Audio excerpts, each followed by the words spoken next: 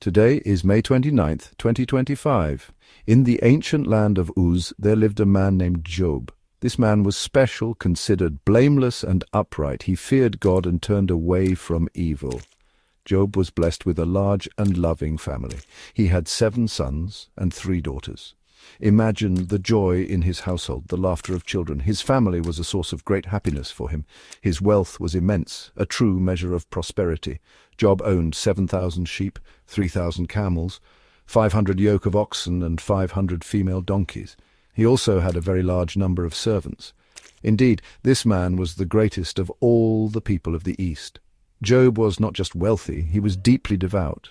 He cared for the spiritual well-being of his children. Regularly he would rise early in the morning and offer burnt offerings for each of them. He thought, "Perhaps my children have sinned and cursed God in their hearts." This showed his deep piety and constant concern for righteousness. His dedication was unwavering. Job's character was known throughout the land. People saw him as a pillar of virtue. His life seemed perfect, complete. Job cherished his family deeply. They were a testament to a life well lived, a life favored, it seemed, by a higher power. His fortune was legendary.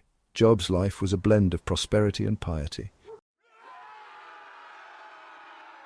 One day a scene unfolded far beyond our earthly sight in the heavenly realms. The angelic beings, the sons of God, came and presented themselves before the Lord. Among them came Satan, the accuser. The Lord spoke to Satan, "From where have you come?" Satan answered, "From roaming through the earth, going back and forth in it." Then the Lord said, "Have you considered my servant Job? There is no one on earth like him. He is blameless and upright." Satan replied, "Does Job fear God for nothing? Have you not put a hedge around him and his household?" Satan suggested Job's piety was merely a response to blessings. "You have blessed the work of his hands, and his possessions have increased in the land." Then came the challenge.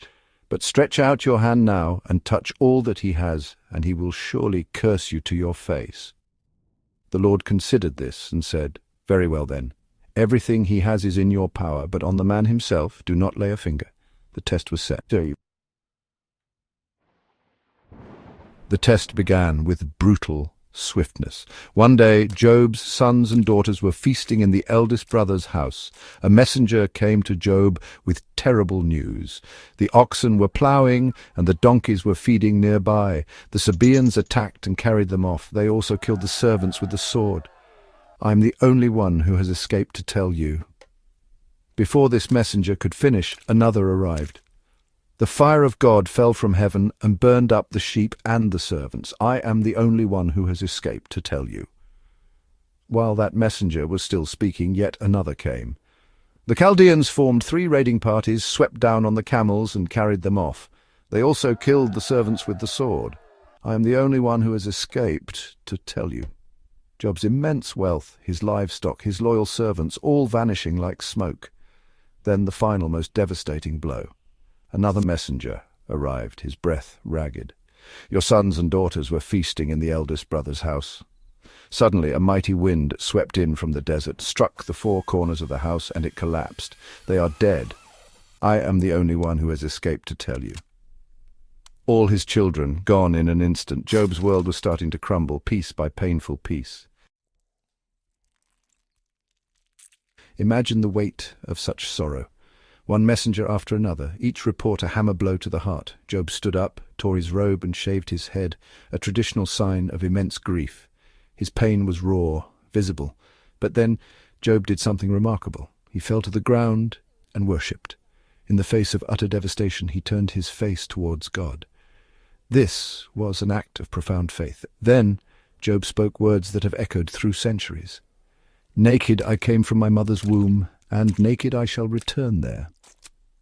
He acknowledged the fundamental truth of human existence. "The Lord gave, and the Lord has taken away. Blessed be the name of the Lord."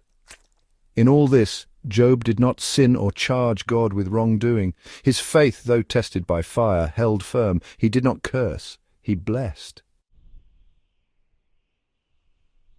The story does not end there. The accuser was not yet satisfied. Another scene unfolds in the heavens. The sons of God again present themselves, and Satan is there too. The Lord again points to Job.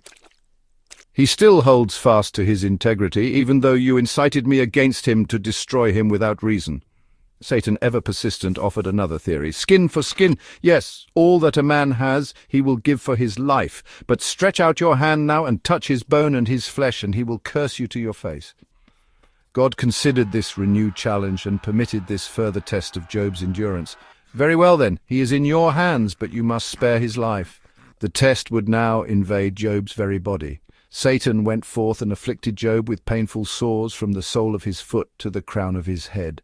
Job took a piece of broken pottery to scrape himself as he sat among the ashes. His suffering was now total, his body a landscape of pain. His wife even urged him, "Curse God and die," but Job refused. News of Job's terrible misfortunes travelled far. 3 of his friends heard about all the troubles that had come upon him. Their names were Eliphaz the Temanite, Bildad the Shuhite, and Zophar the Naamathite. They made an agreement to go together to Job to sympathize with him and comfort him. When they saw Job from a distance, they could hardly recognize him. His suffering had changed him so much. They began to weep aloud, tore their own robes, and sprinkled dust on their heads. For 7 days and 7 nights they sat with him on the ground. No one spoke a word to him, for they saw that his suffering was very great. Their silence was perhaps the kindest comfort they could offer at first. Words often fail in the face of such immense pain. Their presence was a vigil, a silent acknowledgement of a sorrow too deep for language. But then, after 7 days of silence, Job finally spoke. He opened his mouth and cursed the day of his birth. His lament was raw, filled with anguish and despair. This broke the silence and opened the door for his friends to speak. They began to offer their counsel, believing suffering was always a consequence of sin. Their words, though perhaps well-intentioned, often missed the mark. They added to Job's burden. Job engaged in long, passionate dialogues with his friends. Eliphaz, Bildad, and Zophar each presented their arguments. They insisted that Job must have sinned, that God is just, and therefore his suffering must be a punishment.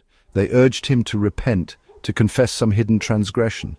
But Job knew his own heart and maintained his integrity steadfastly.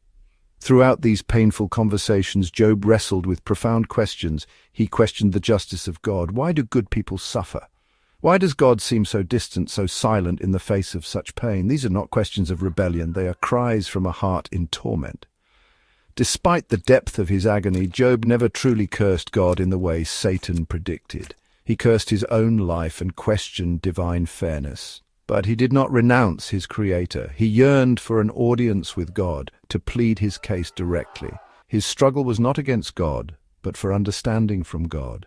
And in the midst of this darkness, a flicker of profound faith remained. Job uttered some of the most powerful words of hope. "I know that my Redeemer lives, and that in the end he will stand on the earth." Even when he felt abandoned, even when his body was racked with pain, a part of him clung to this conviction that there was a purpose, that there would be vindication. This was faith at its most resilient. After Job's cries of anguish, God finally answered.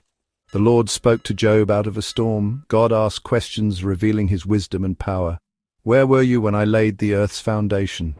Job responded with profound humility.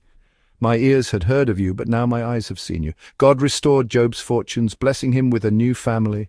Job's end was more blessed than his beginning, a story for all time.